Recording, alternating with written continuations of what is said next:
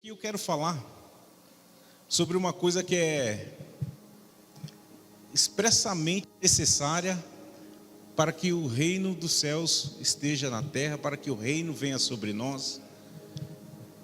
E isso é o sobrenatural.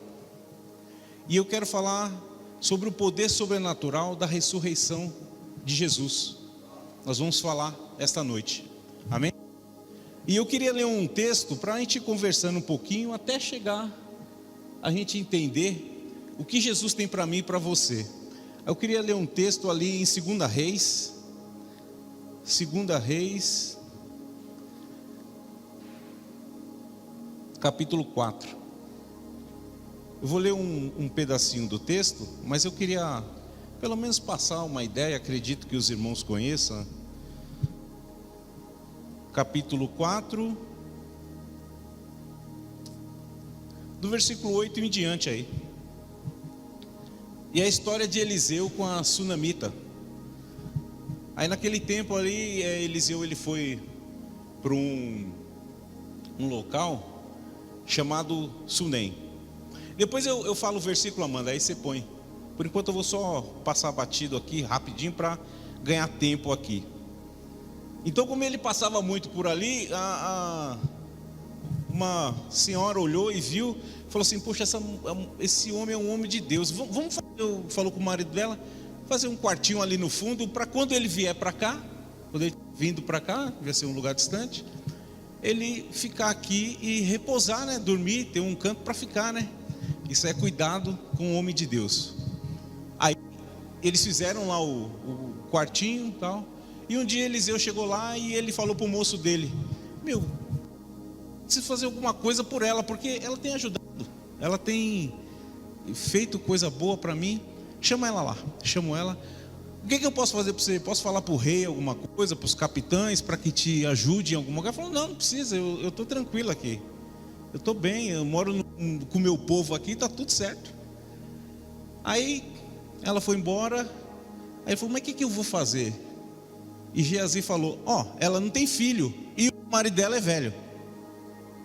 Ele falou, o texto é esse, tá? Depois vocês lêem direitinho, eu só estou passando rápido aqui. O marido dela já é velho. Aí ele falou: tá, então chama ela de novo. Aí chamou ela lá e começou a conversar e falar com ela. E falou assim: daqui 1 ano tu vai abraçar um filho. Aí falou: não minta para mim, homem de Deus. Que é isso? Ele falou assim: não, daqui 1 ano você vai abraçar um filho. Aí passou o tempo, 1 ano depois, estava um menino lá. E o menino cresceu e tal, tudo mais. E um dia ele saiu com o pai dele, foi aos trabalhos na colheita. E aconteceu que ele começou a ter uma dor de cabeça e gritar. Aí o pai dele, pega e leva para a mãe dele. E levou lá para a mãe dele. Aí levando lá para a mãe dele, ele chegou, ela colocou no colo e ficou, e até o meio-dia assim, o menino morreu. Aí ela pegou e levou e colocou lá na casinha do homem de Deus, no quarto do homem de Deus. Aí eu quero ler daí para frente com vocês, é do versículo, agora 28, do versículo 28 em diante. Aí ela correu, chegou ao 28 ao 37. E disse ela: pedi a meu senhor algum filho? Não. Disse eu: não me enganes. 29. E ele disse a Geazi: cinge teus lombos, toma o meu bordão na tua mão, vai, e se encontrares alguém, não saúdes. Se alguém te saudar, não lhe responda. Põe o meu bordão sobre o rosto do menino. Porém disse a mãe do menino: vive o Senhor e vive a tua alma, que eu não hei de te deixar. Então ele se levantou e a seguiu. 31. E Geazi passou adiante deles e pôs o bordão sobre o rosto do menino, porém não havia nele voz nem sentido. E voltou a encontrar-se com ele e lhe trouxe o aviso, dizendo: não despertou o menino. E chegando Eliseu àquela casa, eis que o menino jazia morto sobre a cama. Então entrou ele, fechou a porta sobre eles ambos e orou ao Senhor. E subiu e deitou-se sobre o menino, e pondo a sua boca sobre a boca dele, os seus olhos sobre os olhos dele, as suas mãos sobre as mãos dele, e estendeu sobre ele, e a carne do menino aqueceu. Depois voltou e passeou naquela casa, deu de uma parte para outra, e tornou a subir e se estendeu sobre ele. Então o menino espirrou 7 vezes. O menino abriu os olhos. Então chamou Geazi e disse: chama essa sunamita. E a chamou-a, veio a ele, e disse ele: toma o teu filho. E veio ela e se prostrou aos seus pés, e inclinou-se à terra, e tomou o seu filho e saiu. Já aqui para eu não perder o horário, senão o pastor me pega. Meus irmãos, até aqui ele estava falando de uma morte natural. Mas eu quero que vocês saibam de uma coisa: a mesma disposição que Eliseu teve aqui, nesse mesmo caso, exatamente esse mesmo trabalho que ele teve, é o trabalho que nós temos servindo a Cristo Jesus. Eu e você, nós cremos nisso, e é o nosso trabalho. Nós servimos a Cristo Jesus. Nós temos que nos dispor a fazer a obra que o Senhor deixou nas nossas mãos. Eliseu teve que lidar aqui com um menino morto, e aqui se trata de uma morte natural, mas existe alguns tipos de morte, existe outros tipos de morte, que é o que eu quero falar esta noite com vocês, que nós nos damos com ela todos os dias, todas as horas, em tempos e tempos nós estamos nos dando com isso. Um exemplo, e outra, essa morte é verdadeira, é tão verdadeira como a morte natural, a morte do corpo, a morte da nossa carne. Do que eu vou falar é uma verdade, porque nós sabemos e nós cremos que o mundo espiritual é real, é tão real quanto esse mundo físico. Eu e você, nós cremos nisso, mas nós deixamos passar, nós deixamos um tempo de lado, nós acreditamos mais no que vemos, naquilo que eu estou vendo, naquilo que eu posso tocar. Morte espiritual é um exemplo. Passamos toda hora isso. Mortes de enfermidade, sabe aquelas enfermidades constantes? A morte atacando a sua vida. Na sua casa toda hora tem enfermidade, toda hora, todo dia tem enfermidade. Isso é morte que está atuando dentro da sua casa. É morte. Casamentos mortos, relacionamentos destruídos. Morte tomou conta. Sonhos mortos, projetos que só nos consomem. Tem sonho e tem projeto que você está na sua vida há anos só te consumindo. Projeto morto, sonho morto. Está te consumindo, está consumindo os filhos de Deus, porque não toma uma posição, mas está consumindo, e isso é real. É uma morte real que acontece em nossas vidas. Mortes nas famílias, não morte de familiares. Sabe aquela morte, a família morta, a família que não tem contato um com o outro, família que não tem vida social com a família.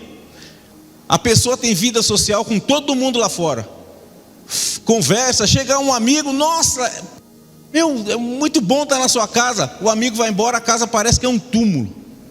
Todo mundo quieto, não conversa filho com pai, mãe, marido, esposa, tudo parado. Morte.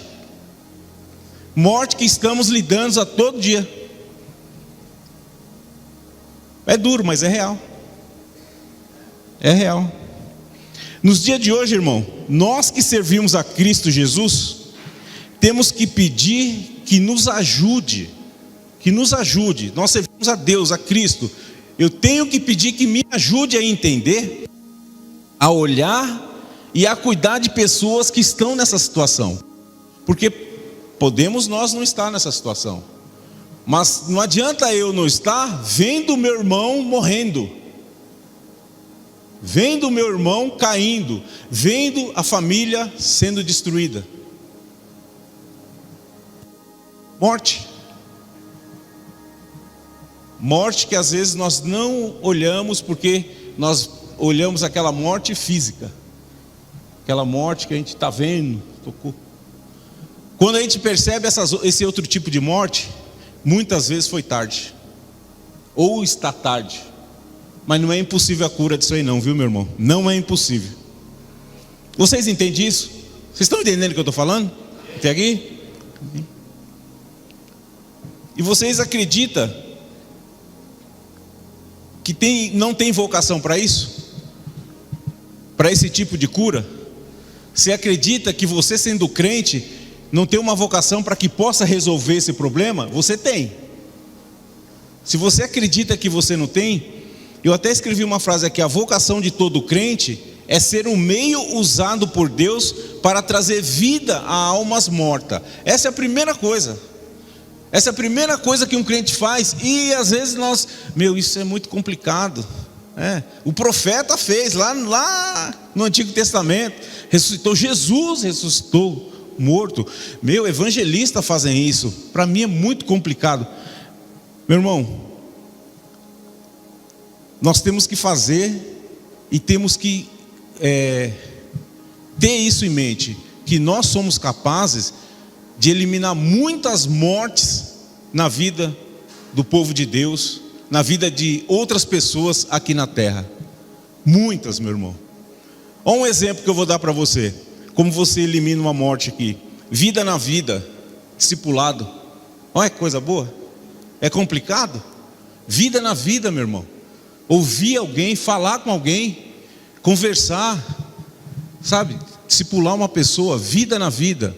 Isso é um grande exemplo, coisa fácil de fazer. E todo mundo tem vocação para isso. Todo crente tem essa vocação, né? Outra aqui, que eu anotei: sendo um exemplo na prática da palavra. Se você for exemplo na prática da palavra, você tira muitas famílias do buraco. As pessoas vão olhar: puxa, aquela casa ali, rapaz, mas olha como aquele casal é. Olha como aquele homem, rapaz, olha aquela irmã. Exemplo na prática.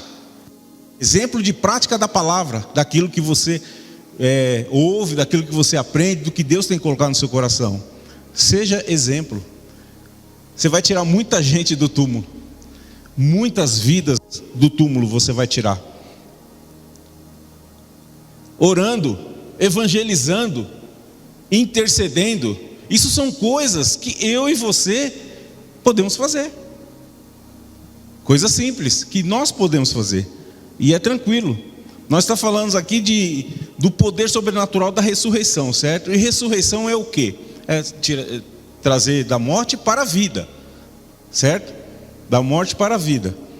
Efésios 4:22. Nós tivemos batismo hoje, né? Pela manhã, maravilha. No batismo, exemplo bom. O que acontece? A Bíblia diz que nós fomos sepultados com Cristo. Então morreu ali alguém.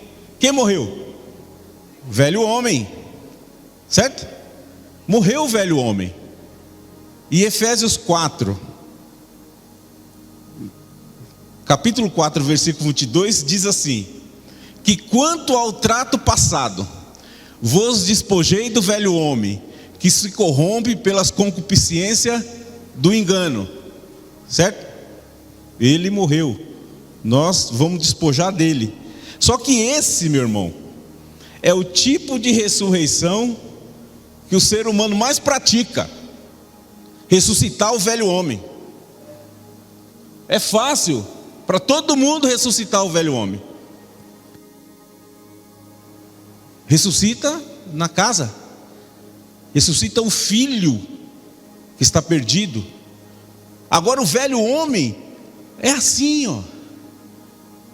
E nós sabemos e nós cremos que ele foi sepultado no batismo com Cristo. Ele morreu. Mas para ressuscitar ele, basta um cara entrar na frente com um carro, a moto passar mais bravo, se acordar é atrasado. Mas, velho homem, ressuscite o velho homem. Então não tem como falar que a gente não consegue fazer as outras coisas. É que talvez nós estejamos direcionando para outro lado. Mas eu creio que essa noite aqui, Deus vai tocar no coração de vocês, Deus vai dar entendimento para o cuidado correto da minha e da sua vida. Tem mais aqui um pouco. Esse tipo de ressurreição é o que o ser humano pratica com muita facilidade. Paulo nos alerta sobre isso em Romanos 6, capítulo 6, versículo 6 e 7. Sabendo isto, que o nosso velho homem foi com ele crucificado, morreu, para que o corpo do pecado seja desfeito, a fim de que não sirvamos mais o pecado. Você matou o velho homem, você deixa as coisas velhas para trás, e eis que tudo se fez novo. Porque aquele que está morto está justificado pelo pecado. Se você matou o velho homem, tem que deixar ele lá. Mas infelizmente, meu irmão, existem muitos que estão perdidos em delitos e pecados. Muitos. E não percebe a morte chegando. Dentro do lar, no trabalho, nos projetos, não percebem. E a morte vai chegando.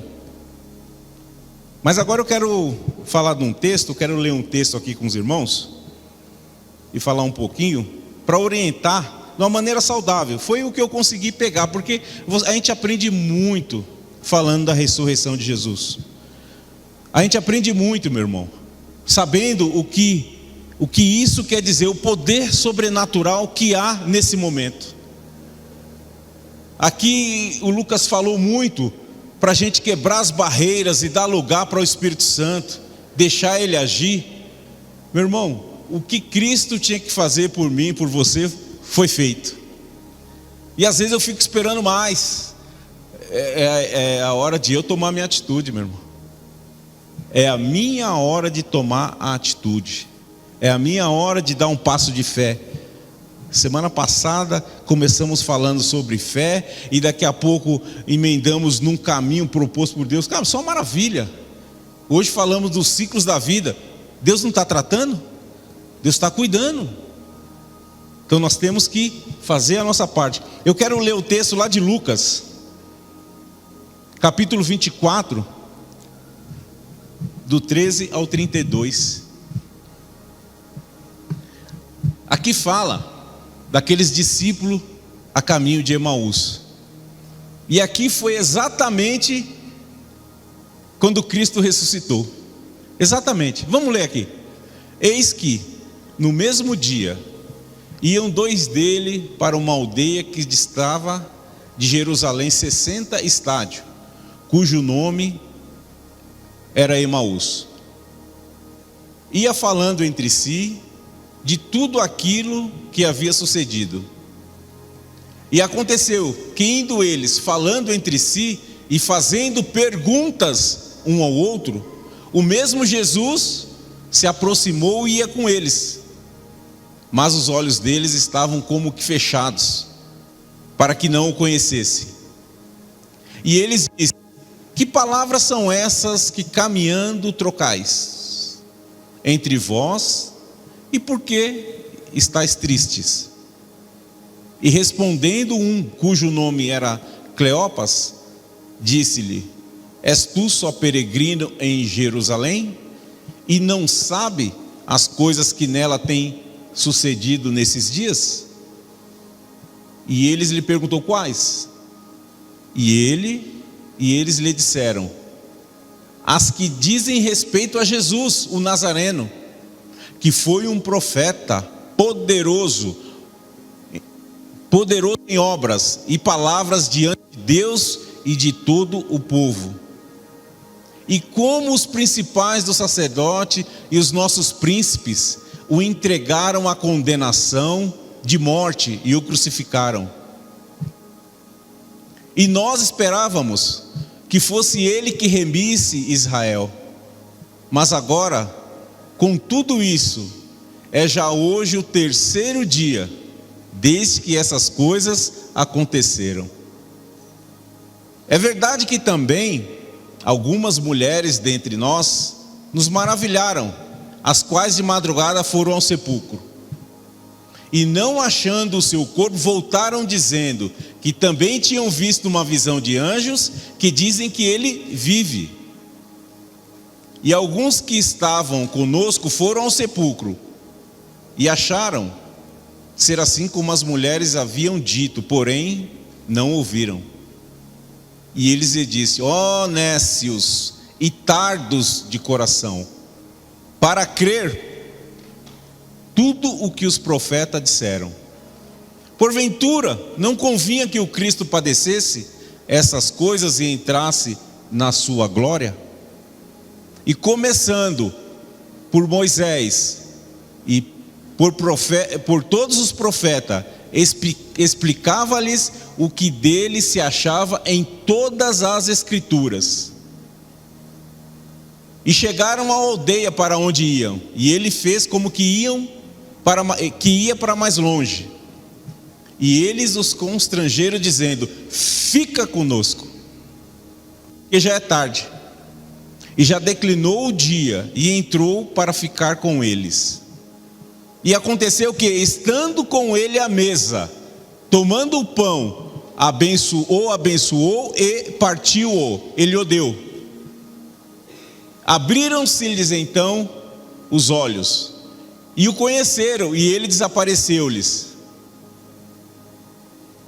E disseram um para o outro: porventura não ardia em nós o nosso coração, quando pelo caminho nos falava e quando nos abria a Escritura? Até aqui. Meu irmão, daqui eu tirei 4 pontos aqui de uma lição para nos ajudar aqui. Tentar ser bem rápido aqui. Primeiro ponto: cuidados com as distrações.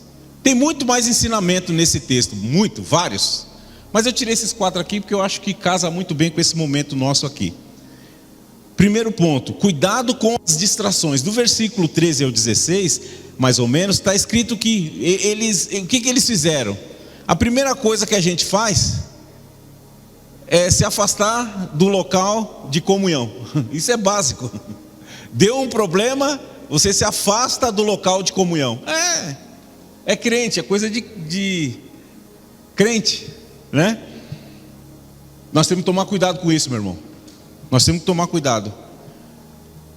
Porque mesmo você se afastando, o que acontece? Você continua falando dos acontecimentos de Jesus. Que a pessoa continua acreditando que está tudo bem. E continua falando. E ainda questiona uma outra pessoa, questiona o irmão e tal. Você continua fazendo isso normalmente. Isso é uma distração, tem que tomar cuidado. Aí é que está o perigo, porque não percebem mais a Jesus. Porque foi o que aconteceu com eles. Eles estavam afastando do local que tinha que ficar, ou onde ficava mais tempo, indo para o outro lado e conversando com o outro, falando sobre o que estava acontecendo. Mas quando Jesus se pôs no lado deles, eles não perceberam. Às vezes, meu irmão, eu espero que não aconteça isso com nenhum aqui. E se estiver acontecendo, dobre seu joelho, fale com Deus. Porque quando Jesus está ao seu lado e você não percebe mais, meu irmão, sabe qual é o maior perigo? A morte está chegando. A morte está querendo entrar no seu lar.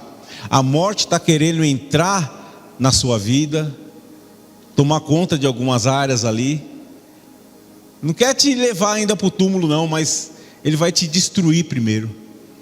Temos que tomar cuidado. Temos que tomar muito cuidado. E como os olhos deles estavam fechados, eles não vão perceber que a morte está chegando. Por quê? Os olhos estão fechados. Os olhos espirituais estão fechados. Você não percebe. Você cai em cilada e não percebe. Você não percebe. Você faz tudo certinho. Parece que você está correto. Se afasta de junto da comunhão, do local de comunhão. Continua falando de Deus. Não, Deus é aqui, é comigo, sou eu. espiritualmente você está ficando cego, seus olhos estão fechados. Aí Jesus põe do seu lado, ainda fala, né? O que vocês estão conversando aí? Segundo ponto, cuidado com orgulho e soberba, que foi o que aconteceu. Nesse segundo ponto aqui é mais ou menos do versículo 17 ao 24. Quando Jesus questiona, né? O que vocês estão falando? O que está acontecendo? Muitos retrucam e ainda mostram como deve ser feito. Porque eu tenho certeza que as pessoas, nós quando estamos com problema, porque eu já tive também, meu irmão, me coloco nesse meio, eu já tive assim também. Às vezes a gente está em situação que você fala, eu vou para o secreto orar, porque é bíblico. Eu vou para o secreto porque eu vou orar. Aí quando eu chego lá, a soberba, o orgulho, está tão grande, meu irmão, que quando eu começo, e se Jesus vem e fala, Jesus, está errado, não é assim. Não está vendo como eu estou sofrendo? Eu estou sofrendo, Jesus. Eu te sirvo, Senhor. Eu estou sofrendo. Não é assim que funciona. Você viu como eles falaram lá? Poxa, a gente pensou que ele que vinha ia remir Israel e tal, e Jesus está do lado deles, está falando com eles. Eles estão querendo ensinar o mestre, estão falando. E assim foi. E nós cometemos essa falha do orgulho e da soberba. Orgulho é terrível, meu irmão. É uma doença silenciosa, que todo mundo acredita que não tem, mas que precisa ser tratado. Soberba começa a subir. Você começa talvez você vá perceber quando alguém muito próximo que você feriu vá te apontar ou te falar, e você, eu estou agindo assim, mas você já feriu muita gente. Cuidado com o orgulho e a soberba. O terceiro ponto, humildade. Quando cair em si, agora aqui já começa a criar um elo de mudança, para chegar onde mais ou menos a gente precisa. Humildade, quando você cair em si, com muito amor. Jesus Cristo, no verso 25 ali, alerta eles assim. Jesus fala, ó nécios e tardos de coração, para crer. Meu irmão, tem muita coisa que você precisa crer naquilo que Jesus vai falar. Às vezes a gente tardia demais para crer quando a gente ouve uma mensagem. Aí ele fala lá, ele começa a expor todas as escrituras, começando de Moisés e passa pelos profetas. Agora eu pergunto a vocês, meu irmão, semana após semana, nesse púlpito aqui, nesse altar do Senhor, Deus tem colocado homens e mulheres de Deus para nos alertar, para nos trazer mensagem, para falar do seu amor. Deus tem colocado, não só dessa igreja, vem gente de fora, com muito temor, com muito poder, com muito de Deus para nos entregar. Deus tem colocado nesse altar para nós. E isso sabe o que é? É cuidado, meu irmão. É cuidado comigo, com você. Porque todos que têm feito isso, a presença de Deus tem sido abundante nesse lugar. A presença de Deus tem chegado na nossa vida. Mas nós temos que crer nisso. Nós temos que crer e aproveitar tudo isso aí. Então, meu irmão, o que eu espero? Eu espero que, assim como eles chegaram, estavam chegando no final da caminhada deles, sabe, com toda aquela carga pesada, que talvez nós estejamos carregando, ou iremos carregar, ou conhecemos alguém que está carregando. Mas quando nós chegarmos no final ali, a gente tenha, fale como eles falaram assim, versículo 28 e 29, mais ou menos ali. Chegando no final da caminhada, eles constrangeram a Jesus pedindo, fica mais um pouco. Não deixe a presença de Deus passar. Lucas estava aqui orando e falando, e eu falando, Deus, não passa a sua presença de mim, Senhor, sem tocar na minha vida, sem falar comigo, sem me dar atenção, puxar minha orelha, o Espírito Santo me revelar, o Espírito Santo me constranger, o Espírito Santo falar comigo. Não passa a sua presença de mim. E assim tem que ser com todos nós, meu irmão. Quando nós chegamos num culto, quando nós chegamos para cultuar o Senhor, é um culto racional. Nós temos que saber disso. Esse culto não é a homens, é culto a Deus. Não é homem, é culto a Deus. A presença de Deus enche esse lugar, e é a Ele que é toda a honra e toda a glória que você tem que dar. A Ele, toda a honra. Então não perca, não deixe passar, meu irmão. Que seja como eles. Fica mais um pouquinho, Senhor. Fica mais. Então esse ponto é humildade quando caímos em si. Nós temos que entender. Porque às vezes é muito bom quando você percebe que você está errado. Você fala, puxa vida, Senhor, me ajuda. Me ajuda. Você tem que ter humildade também. Porque tem pessoas que sabem que está errado, que fez, mas olha para o lado e vai embora. Soberba toma conta. Humildade quando cair em si. Deixa Deus tratar. Creia no que Deus está fazendo e que Deus vai falar ainda mais. O poder sobrenatural é o quarto ponto. O versículo 30, eu quero ler aí, Amanda, por favor. 30 até o 32. Nós já lemos, mas eu quero repetir ele. E aconteceu que, estando à mesa com eles, tomando o pão, o abençoou e partiu e lhe deu. Abriram-se então os olhos, e conheceram ele, e ele desapareceu-lhes. E disseram um para o outro: porventura, não ardia em nós o nosso coração, quando pelo caminho nos falava, e quando nos abria as Escrituras? Meu irmão, a mesa hoje está posta. Hoje nós vamos cear com o Senhor. Ele tem colocado a mesa para nós. A mesa está posta. Então eu quero que vocês firmemente se lembrem disso. Que no exato momento que eles falaram assim, não ardia em nós o coração, o que eu acredito e o que eu penso? O poder da ressurreição de Jesus entrou na vida daqueles meninos. Eles creram no poder da ressurreição. Naquele momento ali, eles ouviram, eles reconheceram, eles experimentaram o sobrenatural do poder da ressurreição. Eles perceberam, ardia, o coração estava morto, os olhos já tinham aberto, eles já tinham entendido que era Jesus. Ele já viu, mas ardia o coração dele. Algo foi ressuscitado dentro dele.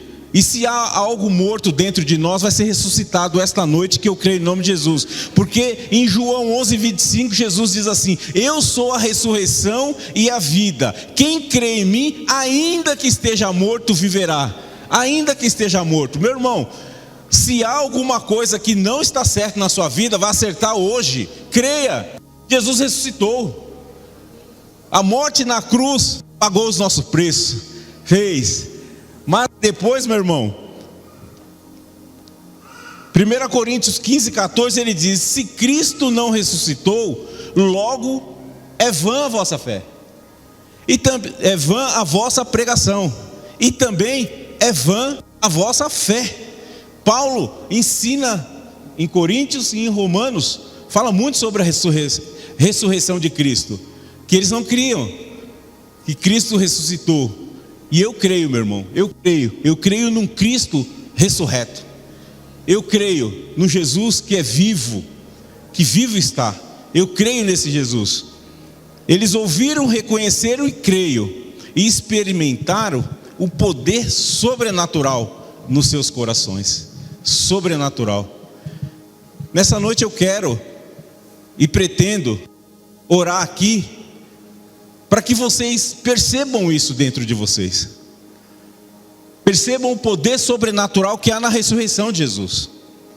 Há coisas, há momentos e há situações em sua vida que você não consegue mudar. Você acredita que não consegue mudar, mas Deus vai ressuscitar o seu ânimo, a sua vida, a sua casa, os seus projetos, os seus sonhos.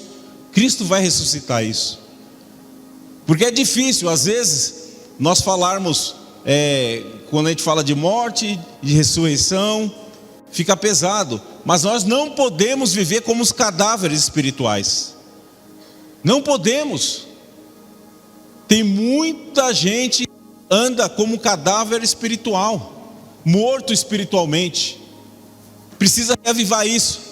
Precisa trazer de você a memória, aquilo que te dá esperança. Precisamos disso. Estou finalizando, conclusão. A equipe de louvor pode vir me ajudar aqui.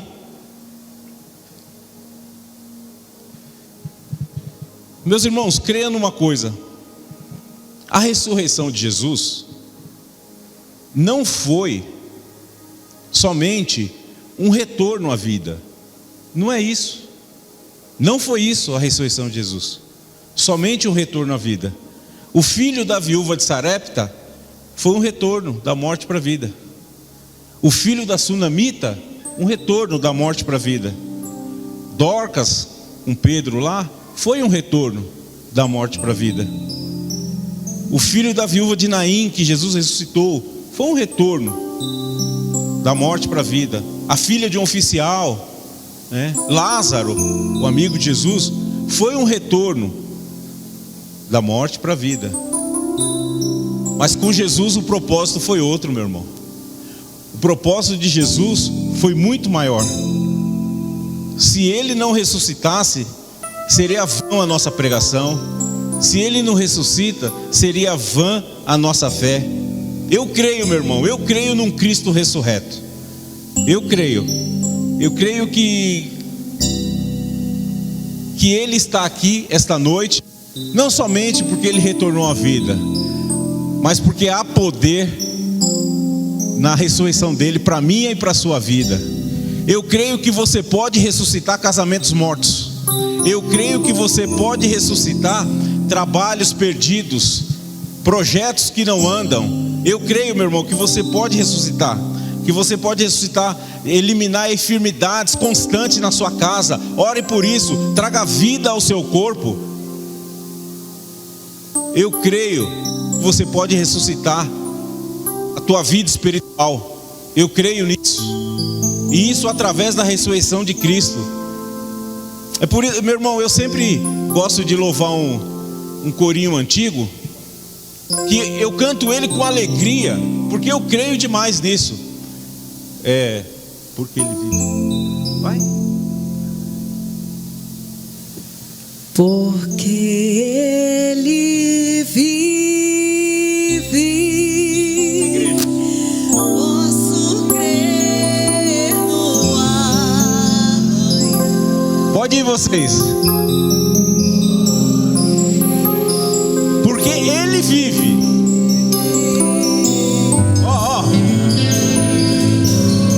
Não há, meu irmão. Acredita, creia, acredita. Eu sei, você sabe. Tem certeza, sabe? Oh, glória a Deus, a sua vida.